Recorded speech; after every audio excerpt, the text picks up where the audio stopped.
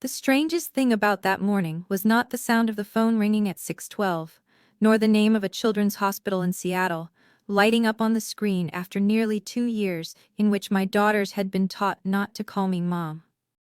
The strangest thing of all was that when the woman on the other end spoke in a calm voice and said, "Is this Catherine Reed? We're calling about your daughter, Emma." I stood frozen among blueprints and steel beams as if the whole world had just remembered that I still existed. My name is Catherine Reed. I was 38 years old, living in Portland, Oregon, and my twin daughters had turned 10 only a few months earlier. For 23 months I had lived like a woman erased from her own children's lives. The court believed a psychological evaluation that said I was unstable, unsafe, unfit to be near my children. My ex-husband, Nathan Holloway, took them, and I learned how to bury my pain under design drawings, load calculations, and long sleepless nights. But that morning, the hospital said Emma was in critical condition. They needed me there immediately. They needed blood, testing, and they needed to know whether the woman who had been pushed out of that little girl's life for the past 2 years might be the only one who could save her. And in that instant, I understood that some doors that had been locked for 2 long years might be about to open again, not because anyone wanted the truth, but because Emma was running out of time. Within hours, I was on a flight to Seattle. I barely remember the airport, the boarding gate, or the man beside me asking whether the seat was taken. I only remember gripping my phone the entire way and hearing the hospital's words over and over in my head. Critical condition, come immediately.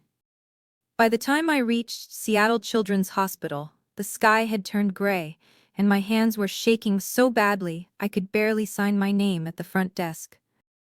A nurse led me upstairs without wasting a second. And when I stepped into Emma's room for the first time in nearly 2 years, I stopped breathing. I stood beside the hospital bed for a few more seconds, not daring to blink, as if one sudden movement might make this fragile moment disappear. Emma's little hands still rested in mine, cold and so light it made my heart ache. What nearly made me break down right then was the way her fingers weakly tightened around mine, so faint, so instinctive, as if some part of her body still remembered me before the lies had time to erase everything. "I'm not going anywhere," I whispered, trying to steady my voice. "I'm right here." Emma did not answer right away. She looked at me for a long time, her big dark eyes set in a face so pale it was almost translucent. I saw more than fear in them. There was confusion. There was longing to, a deep yearning to trust that she did not seem willing to admit. The door behind me opened softly. I turned and saw Dr. Alina Brooks standing in the doorway, one hand still resting on the chart. She did not speak right away. She only looked at me with the calm eyes of someone who had seen too many separations inside a hospital, but had never allowed her heart to grow numb to them. "Ms. Reed," she said quietly, "could you step outside with me for a moment?" I bent down and gently brushed the back of Emma's hand. "I'll be right back." She didn't nod, but she didn't let go of my hand right away either. It took a few seconds before her fingers slowly loosened, as if even she did not understand why she didn't want me to leave. Out in the hallway, the air was colder than in the room. The smell of antiseptic and the sound of wheels rolling across the floor made everything feel both real and far away. Dr. Brooks closed the door, then walked slowly beside me. "She's weaker than the chart shows," she said, "not just physically." I swallowed the knot in my throat. "She thinks I abandoned her." Dr. Brooks stared straight ahead. "Children do not build stories like that on their own. They learn them from the adults they are forced to trust." I closed my eyes for 1 second. Just 1 second, but it was enough for the anger smoldering inside me to turn into something deeper, something much more painful. Nathan had not only taken the girls out of my life, he had put another version of me into their heads. A mother who was cold, who left, who never came back.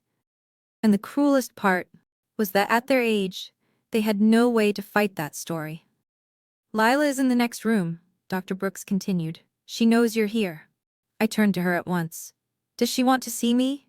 The doctor was quiet for a moment, then answered honestly. "I don't think she knows what she wants yet, but you should go. Don't push, don't explain too much. Just let her see you." I nodded faintly. My legs suddenly felt as heavy as lead as I followed her down the end of the hallway. Every hospital room door we passed made my heart pound faster. When we stopped outside Lila's room, Dr. Brooks turned to me as if she wanted to remind me of something, but in the end she only said, "She's quieter than her sister.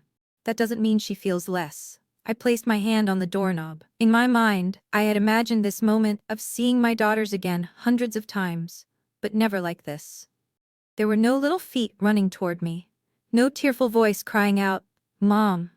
Only closed doors, cold white hospital lights, and 2 years of distance lying still between me and my children like deep water that was not easy to cross. Lila was sitting in the chair by the window, holding an old stuffed bear. She looked up when I walked in. Unlike Emma, Lila's first look was not confusion. It was the quiet, guarded look of a child who had learned to hide herself inside silence in order to stay safe. I stopped where I was, afraid to move too quickly. "Hi, sweetheart," I said, my voice so soft it was almost only enough for the two of us to hear. Lila did not answer. She only tightened her arms around the bear, her eyes never leaving my face, as if she were comparing the woman standing in front of her with the picture someone had planted in her mind over the past 2 years. And in that moment, I understood something more painful than any court document. Nathan had taken my daughters far away from me. But worse than that, he had taught them to fear the woman who gave birth to them. I had been in Lila's room for less than a minute when I heard the familiar sound of leather shoes in the hallway. I did not need to turn around to know it was Nathan. Some people walk into a space without saying a word and still change the air, and Nathan had always been that kind of man. When I turned, he was already standing in the doorway, his charcoal coat still carrying the chill of the outside air. His dark hair neatly combed as if he had still found time that morning to study himself in the mirror before coming to the hospital. His eyes swept over me. No surprise. No confusion. Just cold, clear composure, as if I were an inconvenient detail that had appeared where I did not belong. "The girls need rest," he said, his voice low enough to sound civilized. "You shouldn't confuse them anymore." Before I could answer, Lila hugged the bear tighter against her chest and lowered her face. That one tiny movement alone told me more than any words could. Nathan noticed it and instantly changed expression, turning to our daughter with the gentle smile that any outsider would mistake for real tenderness. "Hey, sweetheart," he said softly. "Dad's here." I watched the way he moved closer to her, the way his voice softened at exactly the right moment, the way his face became perfectly kind beneath the hospital lights. This was the man who made judges trust him, neighbors like him, everyone believe his version of every story. Only I knew that behind that calm surface was a man who could not bear anything slipping beyond his control. Dr. Alina Brooks appeared behind Nathan just as the atmosphere tightened like a wire. She looked at me, then at him. "Mr. Holloway, I need to speak with both of you in the small conference room right now." Nathan smiled politely. "Of course, doctor." The conference room was at the end of the hall, barely large enough for a round table and 4 chairs. Nathan sat down first, completely at ease, as if this were a negotiation at a law office and not a place where his daughter lay in critical condition just a few doors away. I sat across from him. "Doctor." Brooks set the file on the table, but did not open it right away. Nathan looked at me, the corner of his mouth lifting slightly. "Let me make this simple. You're here because the hospital wants testing, not because you have any special rights." I held his gaze. "I didn't come here to discuss rights. I came because Emma needs me." "Emma needs stability," he replied at once, still in that low, gentle voice. "If you really want what's best for her, you should cooperate. Don't turn this into another battle." I knew that language too well. Cooperate, calm, stability. Nathan always used words that sounded kind to cover the one thing he really wanted: other people's silence on his terms. "What do you want?" I asked flatly. He leaned back in his chair, fingers laced together. "I want Emma to get treatment without more stress caused by old ideas about reunions or long-term visitation." He paused, as if carefully choosing the kindest possible words for something filthy. "If you let things stay calm, if you don't drag lawyers or court into this right now." He stopped again for one beat. "Things will be easier for Emma." I looked at him and felt the cold spread up my spine.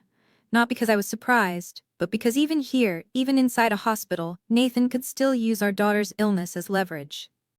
Dr. Brooks closed the chart with a sharp snap. The sound was not loud, but it cut through the room. "Mr. Holloway," she said, her voice calm enough to be sharp, "if you are suggesting that access to Emma or her treatment depends on Ms. Reed giving up any legal rights, that is medical coercion."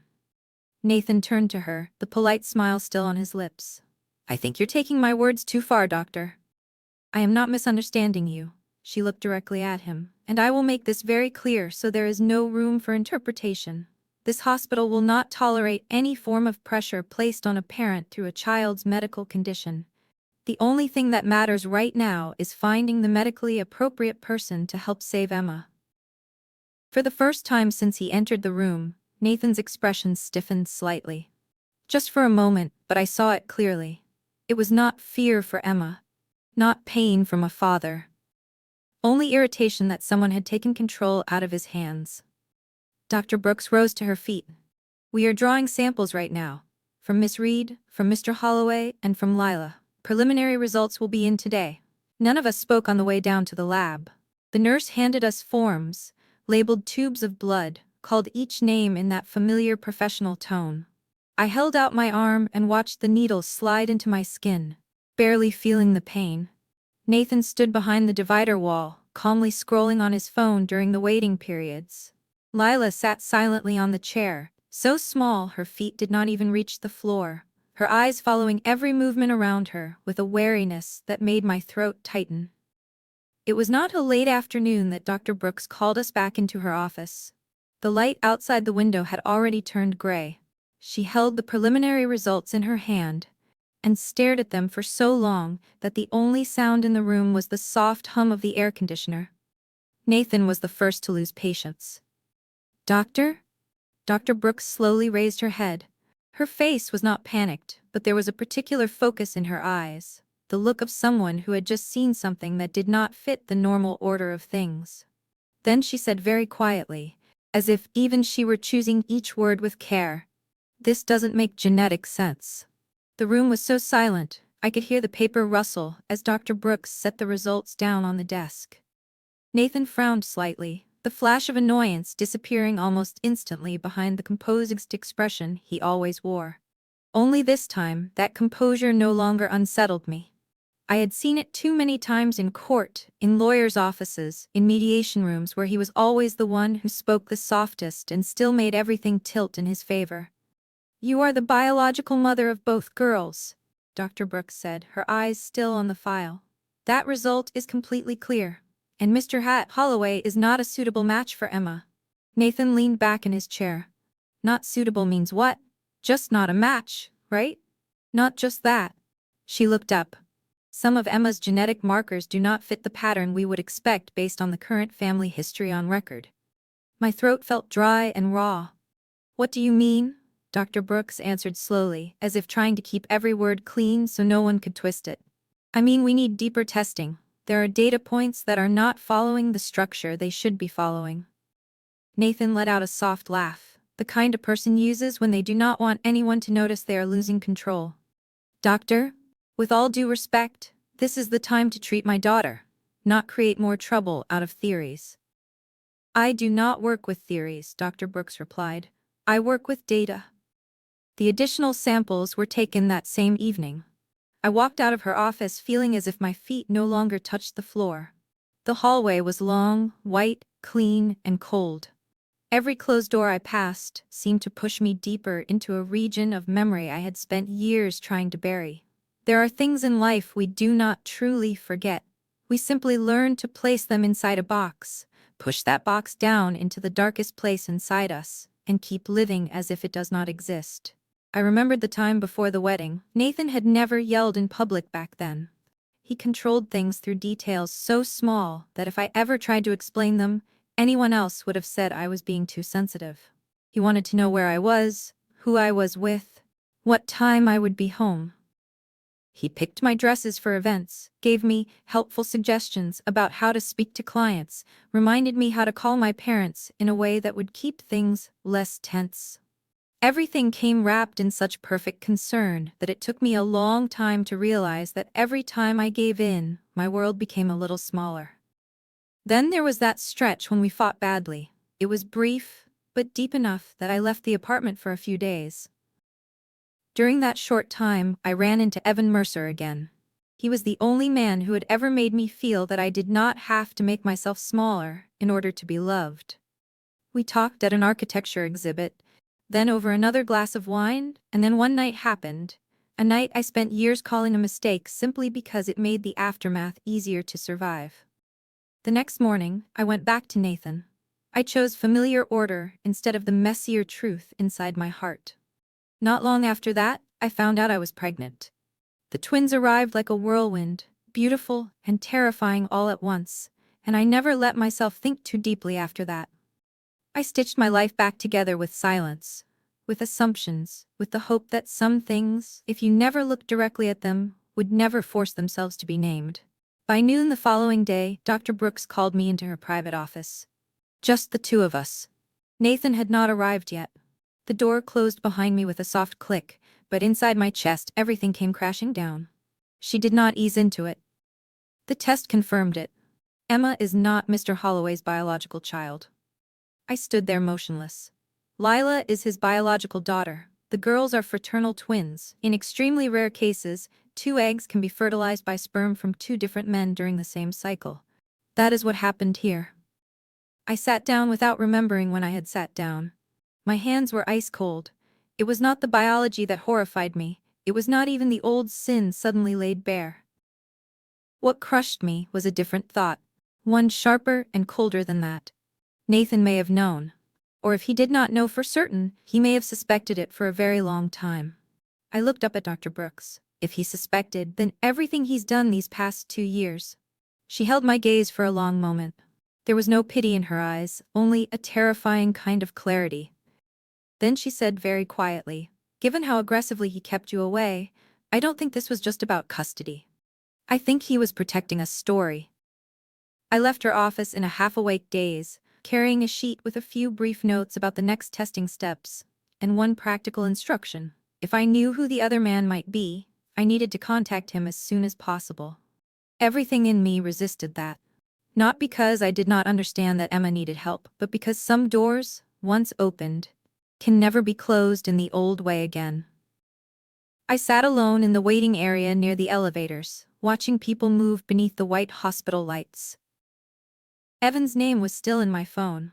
I had never deleted his number in all those years, even through new phones, new cities, and almost every other change in my life. Maybe deep down, I had always known the past would one day come back. I just never imagined it would return like this. I pressed call. The ringing went on longer than I expected. Each ring felt like a thin wire stretched tight between the present and 11 years ago. When he finally answered, I almost did not recognize his voice at first. It was deeper now, slower, but still the kind of voice that made you feel you'd been given room to breathe. "Hello?" I swallowed. "Evan. It's me. Catherine." There was silence on the other end for a few seconds. Not a cold silence, but the silence of someone standing still, making sure he had heard correctly. When he spoke again, his voice remained calm. "Catherine." I looked down at my hands. "I'm sorry to call like this. I know it's been a long time, but I'm at Seattle Children's Hospital, and I need to tell you something very important." He did not interrupt. He did not press me. I told him as briefly as I could, almost only the facts that mattered. Emma was sick, she needed a marrow match, the hospital had run genetic testing, and they had found something I myself had only just learned. I did not use any heavier words than necessary. I did not try to dress the truth up to make it less painful. There was silence again. Then Evan asked, very quietly, "Which child needs me?" I closed my eyes. Just that one sentence made my chest tighten with pain. No blame, no question about why I was only saying this now. No wounded pride from a man who had just been thrown into an overwhelming truth. Only one question directed straight toward the child who needed saving. "Emma," I answered. "It's Emma. I'll be there tomorrow morning." "Evan, it's okay," he said, his voice even and steady. "She needs the right person to be tested. We can figure out the rest later." The next morning, he arrived earlier than I expected. I had just stepped away from the coffee counter on the first floor when I saw him coming in through the main entrance, his dark coat still carrying the chill of the Seattle air. Time had left its marks on him. More maturity in the lines of his face, a few silver threads at his temples, but some things had hardly changed at all. The way he walked straight ahead without show, the way his eyes found me in the crowd without needing to search twice. When he stood in front of me, he did not hug me, and I did not reach for him. Between us were 11 years of silence, choices already made, and a little girl upstairs waiting for a miracle that might come from his blood. And still, he only gave a slight nod. "How's Emma?" "Stable for now, but the doctor says we don't have much time." "Then let's go." The testing itself was fast, clean, and without drama. Evan rolled up his sleeve, sat still while the nurse drew blood, signed the consent forms, listened to Dr. Brooks explain the next steps with complete attention. He did not ask a single question about Nathan. He did not look at me like he was trying to measure the parts of my life I had buried for more than a decade. He did not force me to open everything all at once. That restraint moved me more than any furious reaction could have.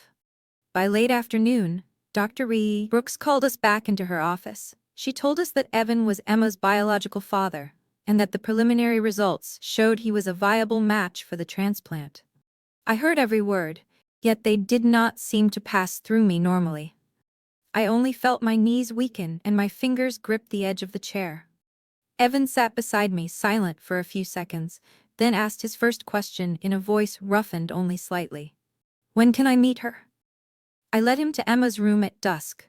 She was propped against her pillow, her face pale but more alert than the day before. When I walked in with Evan, she stared at him for a long time. What I saw in her eyes was not fear like the first time she looked at me, but a very instinctive kind of confusion, as if her body recognized something before her mind could understand it. "Emma," I said softly, "Mom wants you to meet someone." Evan stood a careful distance from the bed, not moving too quickly. He bent down a little so he was level with her eyes and spoke in that soft, slow voice I had forgotten I remembered so clearly. "Hi." Emma kept staring at him without blinking. Then, in a tiny, honest voice, she asked, "Why do your eyes look like mine?" I heard the soft intake of breath from Evan beside me. Just one small sound, but enough for me to know that her question had touched the deepest place in him. He did not cry. He did not collapse. He did not make the moment larger than it was. He only stood there for a few seconds, then pulled a chair closer to the bed. "Maybe," he said slowly, as if afraid of breaking something fragile, "it's because some things in a family still recognize each other, even before people know the truth." Emma did not say anything else, but she did not look away. She simply kept looking at him, as if she were learning a new face that somehow did not feel new at all. I stood at the foot of the bed, watching the two of them beneath the fading evening light, and for the first time in many hours, something close to hope appeared inside me. It was thin, trembling, not strong enough yet to be called peace. But it was real. And precisely because it was real, my fear rose with it. Because if Nathan knew that Emma was not his biological daughter, I did not know whether he would treat that as a loss or as a new excuse to become even crueler. After Evan left Emma's room to finish a few more procedures with Dr. Brooks, I stayed with the girls for a while longer. Emma was exhausted, but unlike the hopeless collapse of the day before, there was now a fragile light in her eyes, something like hope. Lila, meanwhile, remained quiet in the chair by the window, clutching her old teddy bear to her chest as if she were holding a secret no one was allowed to touch. I started paying closer attention to her that afternoon. When the nurse wheeled in the dinner tray, Emma managed only a few bites before pushing it away. But Lila lowered her head and ate very fast, so fast she barely seemed to chew. Then, the moment the nurse gently asked, "Would you like a little more mashed potatoes, honey?" Lila immediately looked up, panic flashing across her face as if she had just done something wrong. "No, I'm okay," she said softly. Then after a brief hesitation, almost by reflex, she whispered, "I'm sorry." I saw the nurse pause. Her name was Melissa Kane, a woman in her 50s, with very sharp eyes and the warm, low voice of someone who had spent too many years around sick children to be fooled by appearances. She said nothing at that moment. only smiled, placed a smaller extra serving on the tray, and walked back out. That night, I pulled a blanket over Lila after she fell asleep on the couch beside her sister's bed. When I leaned down, my hand brushed something hard beneath her pillow. I lifted it gently and found 2 packs of crackers hidden carefully inside the thin pillowcase. My heart clenched. The next morning, Melissa asked me to step into the hallway. She closed the door softly behind her, then folded her arms, her voice low but firm. "Did you know Lila is very afraid food will be taken away from her?" I looked at her, my throat tightening shut. "I'm only just starting to realize it." Melissa nodded. "I've seen this before. Children who are controlled through food often eat too fast, apologize when they want more, and hide food because they don't trust that there will be another meal." She paused, then spoke even more slowly. "She also startles every time she hears a man's voice in the hallway. That isn't ordinary shyness." I turned and looked through the small glass window in the door. Lila was perched on the edge of the chair, both hands resting neatly on her knees, her back unnaturally straight like a child who is always prepared to hold herself correctly so no one gets angry. Dr. Brooks ordered a full workup for Lila that same day. Blood, weight, nutritional markers, cardiac readings, stress response. I sat across from her in the consultation room while the results printed out.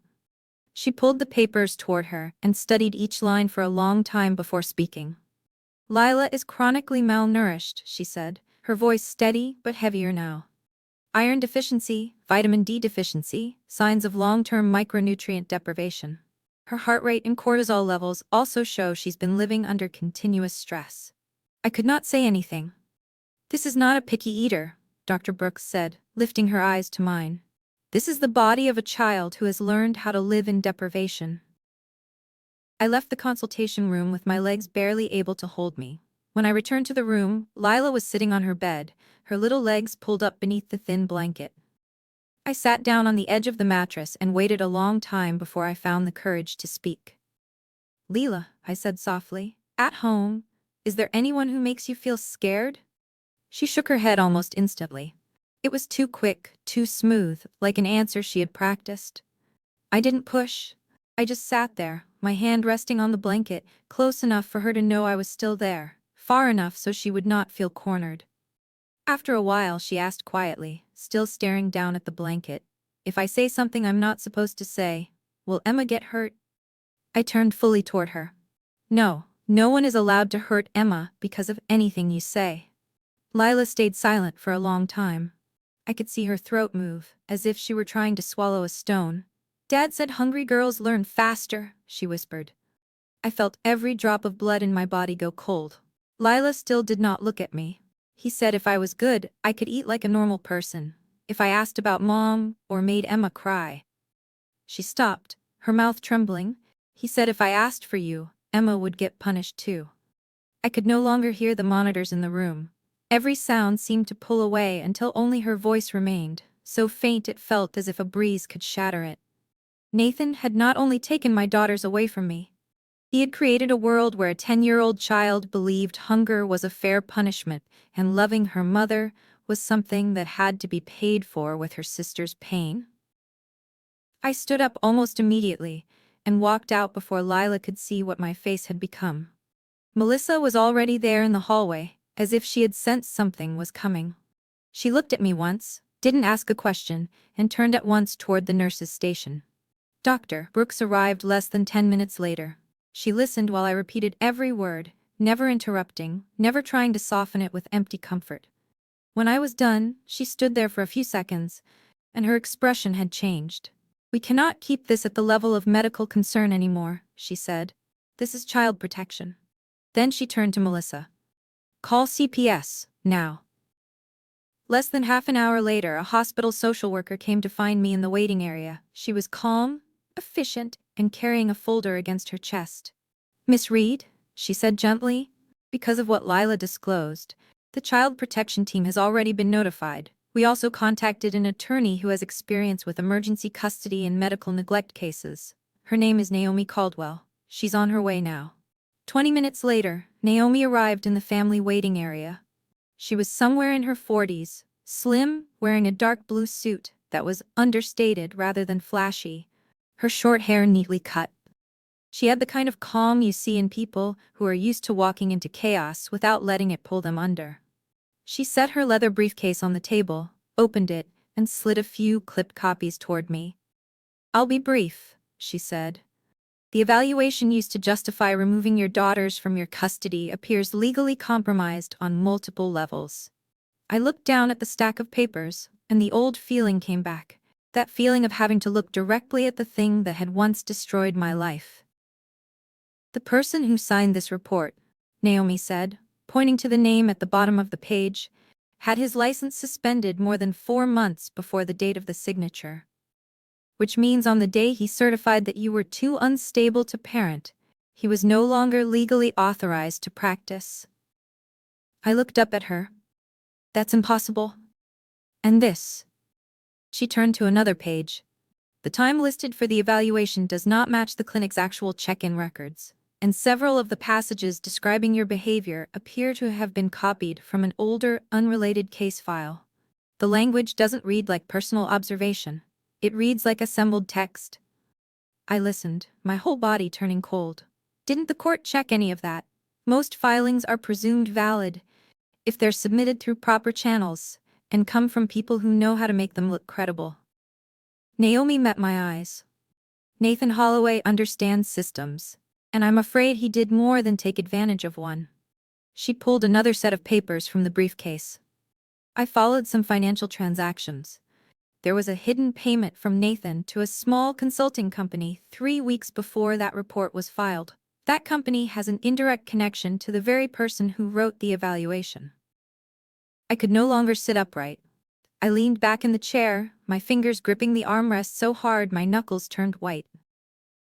For 2 years I had asked myself hundreds of times what I had missed, where I had failed, what weakness in me had cost me my children. And now, right in front of me, the truth appeared, cold and brutally simple. I did not lose because I was weak. I lost because someone had built the stage, written the lines, and forced me into the role of the unfit mother. "He didn't just lie," I heard myself say, my voice rough and thin. "He built a legal foundation to erase me from my daughters' lives." Naomi gave a faint nod. "Yes." Across the hall, the door to the CPS interview room opened and closed. I saw a young social worker step out holding a file, the face of someone trying hard to remain professional after hearing something no child should have to say. Less than 10 minutes later, that same worker went back in to speak with Emma. When they finished, Dr. Brooks found me in the waiting area. She sat beside me, hands folded together between her knees. "Both girls told the same kind of story," she said, "just in different ways." I didn't dare ask, but she continued anyway, very slowly. "Emma said their father repeatedly told them that their mother left because the girls weren't enough to make her stay." She paused. "Lila said almost the same thing. Mom left because you weren't enough." I looked down at the floor, seeing nothing but a long white streak of light from the overhead fixtures. Some sentences, once put into a child's mind, do not stay there as words. They stay there as self-definition. Not good enough. Not lovable enough. Not enough to make someone stay. Dr. Brooks lowered her voice further. "Lila said one more thing." I turned to her. She said Nathan locks the food cabinet at night. I closed my eyes, not because I couldn't bear it, but because if I kept them open in that moment, I was afraid what was inside me would stop being pain. It would become something sharper, colder, something there would be no returning from. Naomi did not let me sit inside that shock for very long. She made a phone call right there in the waiting area, said a few brief things, and hung up. Less than an hour later, a tall, lean man in his 40s wearing thin-framed glasses and carrying a gray laptop stepped into the hospital. Naomi rose and introduced him. "This is Grant Voss. He does financial investigations." Grant shook my hand. It was brief, firm, and unadorned. "I've reviewed what Naomi sent over. If Nathan Holloway manipulated legal records, there's a good chance he built other layers of protection too. Men like that rarely lie in only one direction." We sat in an empty consultation room at the far end of the hallway. Grant opened his laptop and turned the screen toward me. At first I saw only statements, account names, transfer dates, and cold, emotionless numbers. Then, slowly, the details began fitting together into a shape that made me sick. Nathan opened a crowdfunding campaign for Emma months ago, Grant said, long before the full extent of her condition was known to anyone outside his inner circle. I looked up. Before she was admitted? Grant nodded. He told the story of a devoted single father quietly fighting to save his little girl from a life-threatening illness. The writing was skillful. It had photos of Emma, prayer requests, weekly emotional updates. He paused, then clicked into a summary table. The donations were substantial. I looked at the number on the screen and felt my hands turn cold. How much? Just under $300,000. The room suddenly felt too small to breathe in. I did not know whether the force slamming into my chest was rage or humiliation. There were strangers out there who had read the story he wrote, believed him, pitied him, sent him money to save my daughter, while I had been pushed out of the picture like some cold, dangerous mother who had walked away.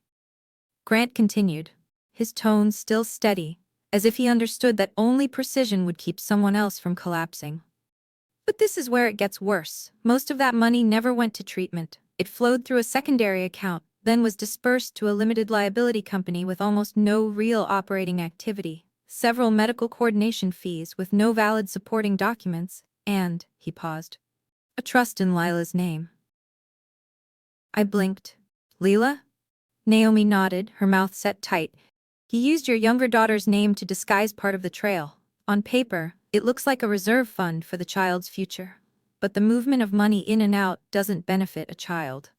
I sat frozen, hearing each word like another cold incision. Nathan had not only starved my child, not only locked the food cabinet, not only stolen my right to be their mother. He had also taken Emma's pain, displayed it before the world, wrapped it in other people's compassion, and turned it into revenue. That afternoon, when I returned to the hospital room, Emma was more awake. Melissa was standing beside the bed, idly glancing at her phone while waiting for shift change. I do not know how the news clip came up. I only heard the faint sound of a video and then saw Nathan's face flash across the screen, pulled from the fundraiser campaign. Melissa quickly lowered the phone, but it was too late. Emma turned toward me, her small face colorless under the hospital light, her eyes wide in a way that was no longer innocent. She asked, very slowly, as if every word hurt on the way out, "Did Dad make money because I was sick?" I froze. There was no answer light enough for a question like that. I walked over and sat by her bed, taking her thin hand in mine. Those fingers no longer pulled away from me. I wished I could tell her no, that grown-ups were sometimes clumsy but not cruel enough for this. But I was too tired of beautiful lies that saved no one. I brushed her hair back and tried to keep my voice gentle. Some people gave money because they wanted to help you, Emma. That love was real. Whatever adults did wrong with that love, none of it is your fault. Emma did not cry. She only turned her face a little, as if trying to understand how a body as small as hers could have become the place where so many ugly things had been laid. Late that night, Naomi returned with an update from investigators. By then, the picture was already becoming clearer, and somehow that made it worse, not better. Nathan had not acted out of panic or confusion. He had built systems around his lies. The falsified evaluation, the control over the girls, the fundraising campaign built around Emma's illness, the money routed through accounts that did not serve her care, none of it was accidental. It was patterned, deliberate, layered. Sitting there under the harsh hospital lights, I finally understood something I should have seen years earlier. Nathan had never needed chaos to destroy people. He only needed control. My throat closed. I thought of Emma, of Lila, of all those years I had looked at them and believed that at least their existence was the one pure thing left inside a life filled with mistakes. And now even that had been touched by the intent of a man who did not know how to love, only how to possess. Naomi gathered the documents into separate piles. I'm forwarding all of this to investigators and filing it with the emergency petition. This is no longer just marital deceit. It reaches coercive abuse. I nodded, but my mind had already been pulled elsewhere by the soft knock at the door. Dr. Brooks stood there, calmer than ever on the surface, but her eyes had hardened. Emma starts conditioning in an hour. We need to move her to transplant. The world does not stop, so people can finish breaking. It only changes the lighting, changes the hallway, changes the room, and then forces you to keep walking while your hands are still shaking. I followed Dr. Brooks upstairs to the specialty unit, signed forms, listened to explanations about infection risks, about the days ahead being very hard, about how Emma's body would have to be brought almost to emptiness before it could accept new marrow. At the same time, my phone kept vibrating with messages from Naomi about the emergency filing, emails from Grant about frozen accounts, and draft allegations whose titles alone felt like they split my life into two halves: forged records, misappropriation of funds, child endangerment, coercive abuse. Evan had changed into hospital scrubs and was waiting outside pre-op when I arrived. The overhead lighting washed his face in that pale shade, belonging only to places where people sign paperwork for fear in exchange for hope.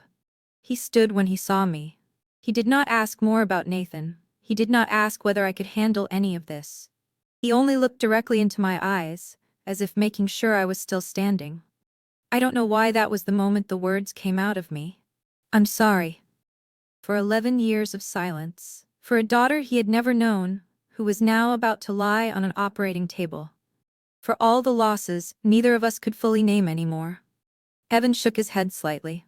Then, right before the nurse called him in, he touched my shoulder lightly and said in a low, steady voice that promised nothing it could not keep. I can't undo the years you lost, but I can make sure she gets the rest of her life. I stood there watching the operating room doors close behind him. One hand still holding the pen I had just used to sign a stack of papers for the transplant, and another stack for the biggest court case of my life, while my heart stretched in two directions at once. One toward the operating room, where the man I had once loved was trying to save my daughter, and the other toward the entire past finally being dragged into the light, cold, undeniable, and sharp enough to cut through every illusion I had ever held about my ex-husband. The days after the transplant were nothing like the movies. There was no miraculous turning point, no swelling music when everything suddenly became okay. There was only time measured in very small numbers. One blood count inching upward, one fever not returning during the night, one morning when Emma opened her eyes and asked for water in a voice clearer than the day before. I learned how to live inside victories so small that people who had never loved deeply would not recognize them as victories at all. Evan recovered more quickly than Emma, but he was at the hospital almost every day. Never imposing, never stepping too far into the space my daughters and I were still trying to rebuild, simply there when needed. Some days he sat in the corner reading a book. Some days he helped Lila fix a paper model she was making. Some days he brought me a cup of hot coffee and then stepped back out into the hallway to take a call. Emma started growing used to his presence in the most natural way possible. She did not call him anything during those first days, but she stopped looking at him like a stranger. For a child who had already lived through too much fracture, that alone was a form of trust. While Emma fought to stay alive one day at a time, the world outside the hospital doors kept turning. CPS issued an emergency decision, then family court signed an order granting me temporary custody of both girls. Naomi called while I was sitting beside Emma's bed, and though her voice was as calm as always, this time there was something gentler in it. You now have full authority to make all medical and daily life decisions for both girls as of today. I turned and looked at Lila sleeping curled up on the couch beside the window. The late afternoon light covered her face in a pale gold that hurt to look at. I could not say anything for a few seconds. Some things should be so natural they never need to be granted by anyone. But when they have been stolen from you for too long, getting them back still makes your hands shake, as though you are holding something too precious with fingers that are not healed yet. The final hearing took place on a gray, rainy morning. The kind of rain so common in the Pacific Northwest, quiet and persistent, as if the sky itself understood that some truths need time to sink into the earth. I sat beside Naomi in the courtroom, my hands cold in my lap. Nathan sat on the other side, no longer carrying the seamless confidence he once had, though he still tried to wear that same calm posture. Only now, that calm had nothing to support it. It had to face documents, records, dates, signatures. lab results, bank accounts, and the words children had spoken when they finally believed it was safe to tell the truth. I listened as Naomi dismantled the fake mental health evaluation that had been used to take my daughters from me. I listened as Dr. Brooks confirmed Lila's long-term malnutrition. I listened as Grant laid out the money trail through secondary accounts, false medical coordination payments, and the trust in my little girl's name. I listened to the evidence, showing how carefully Nathan had constructed every lie. The falsified evaluation, the financial manipulation, the abuse hidden inside ordinary routines, and the story he forced my daughters to live inside. Each truth passing through that courtroom no longer shocked me. It simply returned everything to its proper name. When the judge read the final ruling, I did not feel triumph. I only felt something very still opening inside my chest. Nathan was stripped of access to both girls until further order of the court, and in truth, everyone in that room understood that day was very far away, if it ever came. I did not turn around to look at him. I did not need to. We were safe, but we were not suddenly whole. Some nights Emma still woke from bad dreams, and Lila still hid bits of food without realizing she was doing it. Healing did not arrive all at once. It came quietly, in ordinary moments that no longer ended in fear. A few months later, in the kitchen of the rental house in Portland, I stood at the stove, flipping the last pancake when I heard Emma laugh at the table. Her laugh was still thin, but it no longer carried the shadow of hospital hallways. Lila sat across from her, her hair tied up a little crooked, holding her plate with both hands, as if it might disappear. I set another pancake in front of her. By old reflex, Lila looked up, her lips parting like she was about to apologize. Then she looked at me, just looked. And for the first time she did not say those words. She simply lowered her head and cut a small bite, eating slowly, like a child learning all over again that being full is not a reward you have to earn.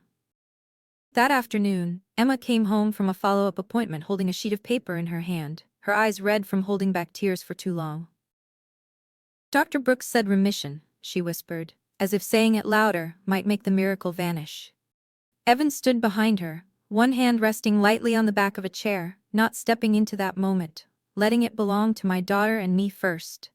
Then Emma turned to him and gave him a very small smile, one that no longer carried the hesitation of those first days. That night, I checked on the girls before bed, something I still could not stop doing. Emma was asleep, an open book upside down on her chest. Lila was asleep too, no longer curled into herself as if bracing for hunger or footsteps in the dark. I pulled the blanket up around her and stood there looking at her small, peaceful face for a long while. And I realized that the cruelest thing Nathan had ever taken from me was never just time. It was the version of my daughters who no longer knew they were safe beside their mother. And the holiest thing I have ever done in my life was not winning in court, not exposing him, not surviving everything that happened. It was teaching my daughters what that safety feels like again. Maybe after all of this, what I believe most is not that justice always arrives on time, but that if we still love enough to keep standing for the people who need us, darkness cannot keep them forever. Sometimes a family is not saved by perfect words, but by steady presence, day after day. If this story touched something in your heart, you can subscribe and stay with me for the next ones. And I want to ask you something, honestly. Where are you listening from? And have you ever had to fight to win back someone you loved?